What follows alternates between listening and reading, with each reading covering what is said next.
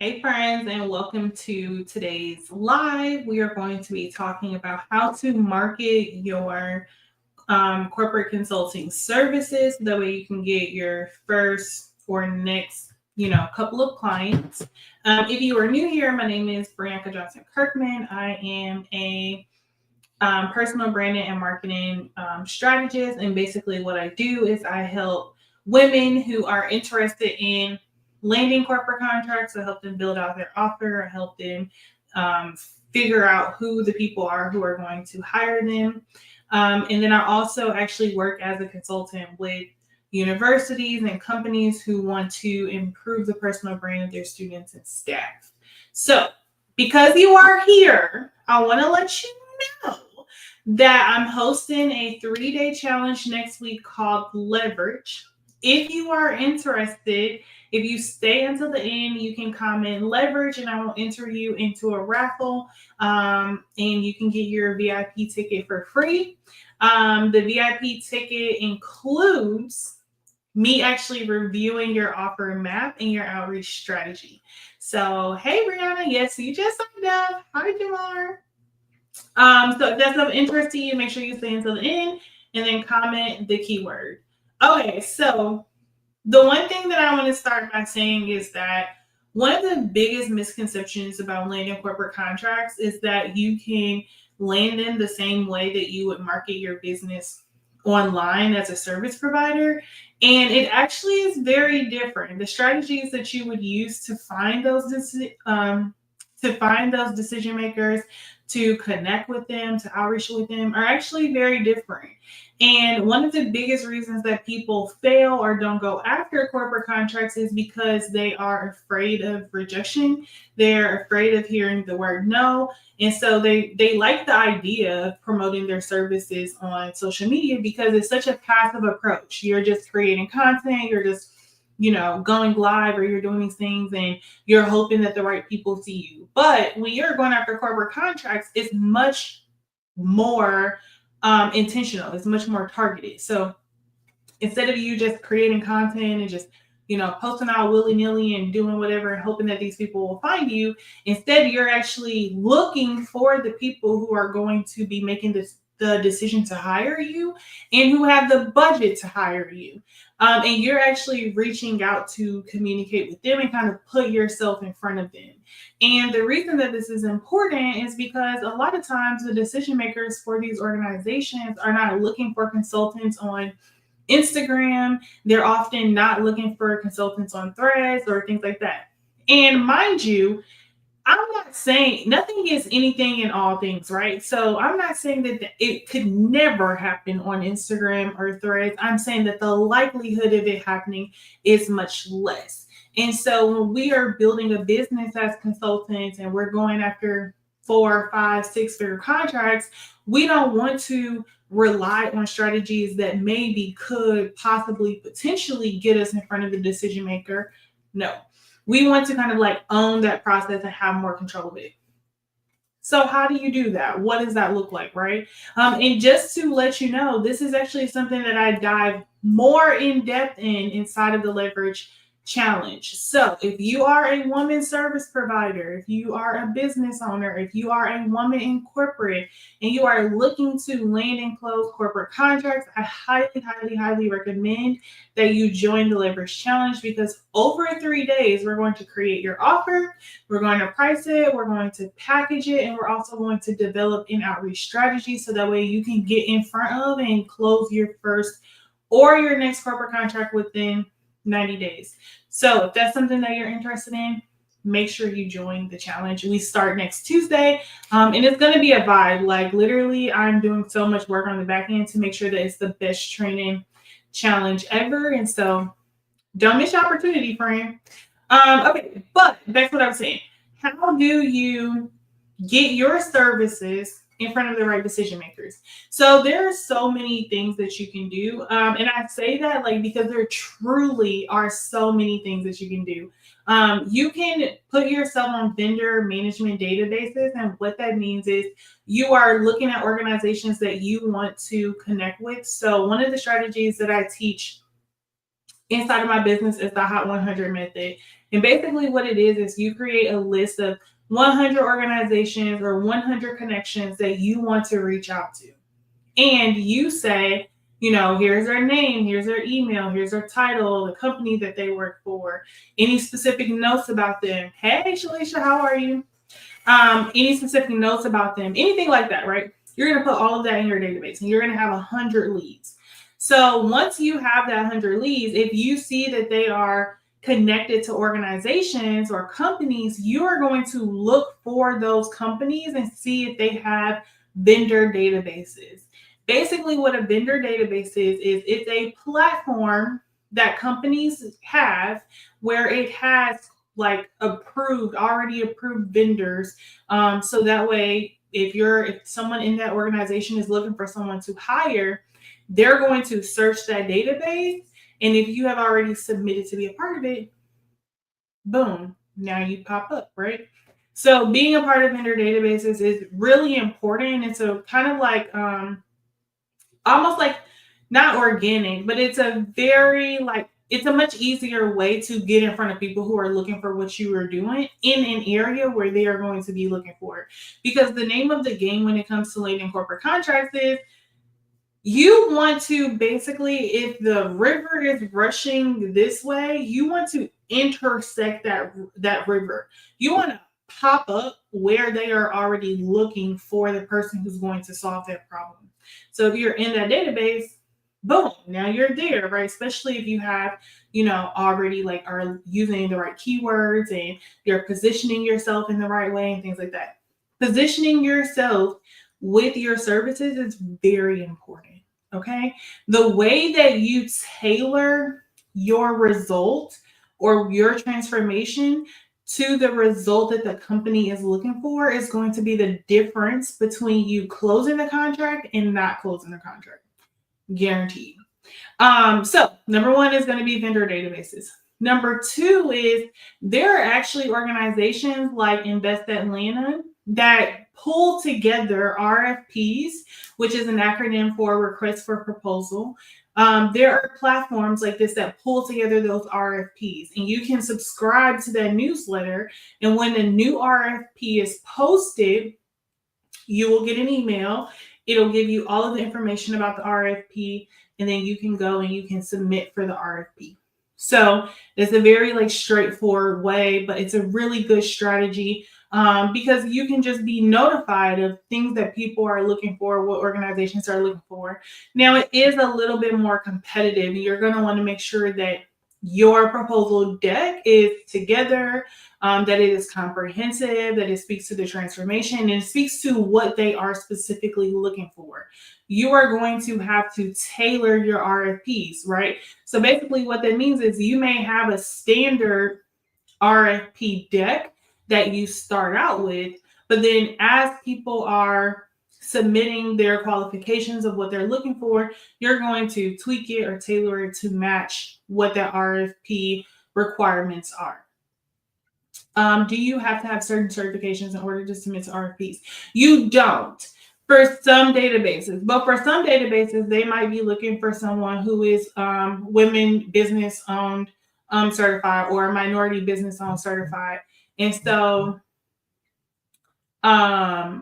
you're going to want to make sure that they don't have, any requirements for those certifications. However, depending on what platform you're using to submit those RFPs, it could be that they don't have any certifications. They may just say hey, we're looking for vendors who are in the Southeast region of the United States, or we're looking for vendors who have a team, or we're looking for solo vendors. So you just want to make sure that you're reading through the RFP comprehensively to make sure that what it is that you offer is in alignment with their needs, and that you're following direction. So one of the biggest reasons that people do not get corporate contracts is because they don't read, and that does not make sense. We cannot be business owners and not be reading. You want to read the RFP comprehensively. There are going to be directions inside of the RFP that you're going to have to follow. There are going to be deadline dates.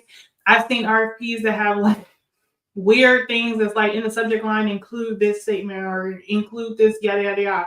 And they're doing that as part of a weeding process. So you want to make sure that you are reading it in depth and following the directions, because that could be the difference between you landing a contract and not landing a contract.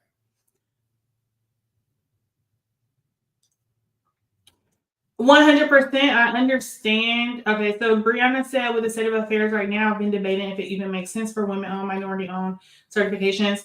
Listen, the my stance, in my opinion, it definitely is worthwhile to go after those certifications. The things that are happening now in this country are egregious. However, there are a lot of companies who are still committed to their DEI efforts, number one, but also the networks that come attached to those certifications are meaningful and impactful. And so 100% get the certification. Yes. Okay. So we have vendor databases. We have RFPs, where you can go to certain websites and you can just subscribe and they'll send you a list of RFPs. But there are also like platforms that you can use. Like one platform is going to be called BidPrime. And basically what it does is it compiles all the RFPs from here, there, and everywhere, and it puts it into like one succinct platform that you can go into to like submit your RFPs. And so that would be a good place for you to check if you're trying to land corporate contracts as well.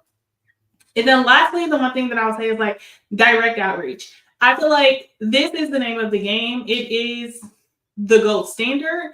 People are so afraid of direct outreach. I feel like the internet has made us weird and awkward, and I hate it for us, because some of the most meaningful and intentional relationships that you are going to have that are going to elevate the landscape of your business are going to come from your network. A lot of your first contracts, if you have not already landed a corporate contract, is going to come from your network, from the people that you know. So you want to make sure that you are in community with other people. The quickest way to get a contract, to get in front of the right person, to get the right connection is going to be through someone who can advocate on your behalf, who can introduce you in a room that you may or may not be in, right? And so you want to make sure that you are putting it out there, what it is that you are looking to pursue and what opportunities you are looking to have, the type of connections that you are looking to make, so that way people can advocate on your behalf. But also, you want to, if you have a Hot 100 or you have companies that you want to work with specifically, if there are organizations whose mission align with the work that you are doing, whose work you are passionate about, one of the best things that you can do is reach out to them. And you can just say something very simple like, hey, so-and-so, I wanted to reach out. I love your organization and the work that you're doing with Thing. I wanted to reach out because I am what your title is, and I help companies, organizations do this thing. I wanted to know if you ever hire, facilitators or speakers or trainers, or if you ever work with outside vendors to do transformation that you do, right? If so, I'd love to connect, or I'd love to hop on a quick call. Let me know, what time works for you, or send them a calendar invite. It doesn't have to be super complicated. And the jig, right? The thing is that you might get ignored, right? You might have some people who say no, or not interested, or don't have the budget, or da da da. And that's okay. It's not that big of a deal. The world is not going to end, right? But my mother has this saying that she always said, "There's nothing beats a failure but a try." And so it's like, if you're not willing to at least go after and pursue the contracts that you are looking for, then it's going to be very challenging to get the contracts that you are looking for. And so, being willing to go out and search for the people who make those decisions and outreach with them. Some of the things that I do is I joined the local Chamber of Commerce in my state. I joined the Atlanta Black MBA Association. I'm a member of Alpha Kappa Alpha Sorority Incorporated. And so I use these networks to my advantage to put myself in the rooms with people who are making those decisions. And I provide value. I show them what kind of work it is that I do. I show them what I'm passionate about. I use a lot of data and metrics in my pitches because I want to be able to link directly to what my target demographic is struggling with, number one. to how I help them. And so you may want to consider doing that as well. So when you're thinking about like how you can market your corporate contracting services, just as a recap, you're going to be looking at vendor platforms, you're going to be looking at RFP platforms, networking, connections, and then also like direct outreach. Like these are going to be so important to you 100% and get in front of the right people and decision makers. But you can also leverage your social media channels where it makes sense to get in front of those people. Like if you wanted to start a newsletter on LinkedIn and you know that a big portion of your network on LinkedIn is the people who have the title of the decision makers that you're after. That's an excellent strategy. Newsletters are sent to, oh, that's odd. Newsletters are sent to every person on your list. It sends directly to their inbox. So you want to make sure that if that makes sense, if that strategy makes sense for you, that you are leveraging it. You might be creating content if that is the path that you choose that speaks to the problems that your ideal clients might have or the work that they might be doing, etc. And so you want to make sure that whatever strategies you're deploying on whatever channels, that they align with the audience who you are going after. Can you leverage SEO in your business to get in front of more of those decision makers? Right? Does that make sense?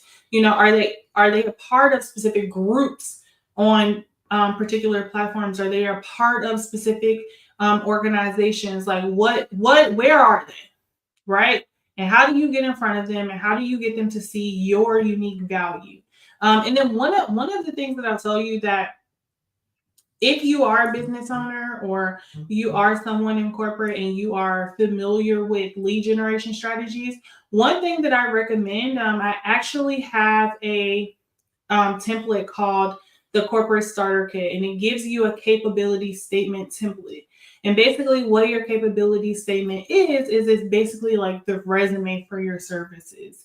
It gives them information about who you are, your credentials, if you have any certifications, yada, yada, yada. It's all in one page. Think resume for your business, right? And what you can do is you can use that on your LinkedIn profile. So you can say like, hey, if you're interested in the work I do, you can download my capability statement. And now you have a list of people who are interested in the work that you do, and you can keep them informed of projects that you overtake or clients that you work in, results that you deliver.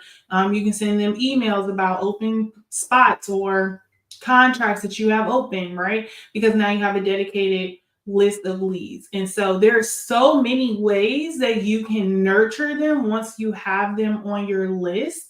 But in order for you to do that, you have to make sure that you have a strategy to figure out who they are, where they are, and to get in front of them.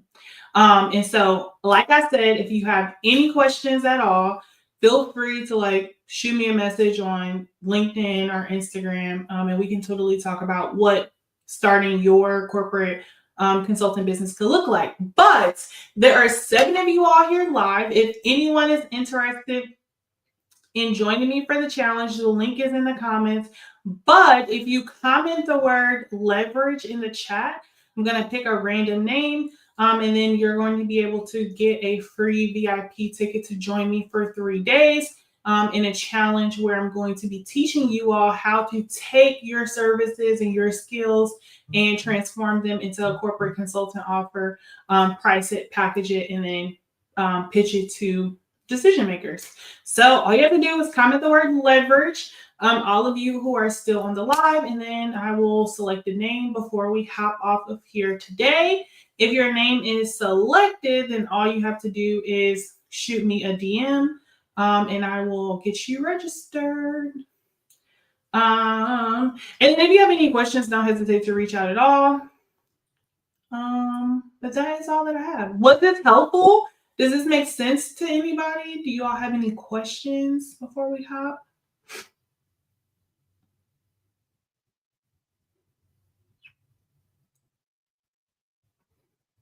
Perfect. I see them coming in. Let me give you all a couple more seconds and then I will pick a name. And thank y'all for hopping on. I know I was a couple minutes late. My camera blurry, but we made the best of it. Definitely needed the reminder about Eric. Absolutely. Like I feel like direct outreach is like one of the things that people always want to skip over because it is a little nerve wracking, right? Like it's a little hard. Like you're putting yourself out there and you're hoping that, people will make a decision to work with you, but it's honestly not that deep. They might say no now and then come back 6 months later. I've had that happen so many times. But then also, one thing that I do that I know a lot of people don't do is if I send an outreach and then someone's like, oh, I'm not interested or da da da. I might say, "Oh, I totally understand. Thank you so much for connecting with me. I know that you decided that you're not the right person, but is there someone else who would be a better fit, or someone who might be interested? Would you be interested in making a warm outreach or a warm introduction between me and that person?" And the reason why that is because they might not be the right person, but they might know who the right person is. And I've had that happen, and it actually worked, and I landed the contract. So, also think about like, okay, how do I keep the conversation going or how do I remain top of mind if you are doing direct outreach? Exactly. Thank you. Perfect. All right. So, Shalisha, if you send me a DM, I will send you the link to claim your leverage ticket. And I cannot wait to see you during the challenge because exactly. Yeah, delivering the curriculum is the fun part. I was delivering curriculum for a university today and I was having so much fun, but I was thinking about like all that I have to do before I get to that point where I get to have the fun. And it's like I have to do so much work before I get here. But once I get here, it's very rewarding. And so yeah. Also, if you're here and you did not grab your ticket, make sure you get your ticket to Leverage. We start next Tuesday. It's going to be so fun, and I hope to see you all in the room. Have a good day. Shalisha, don't forget to send me your message. And I will see y'all next week. Bye.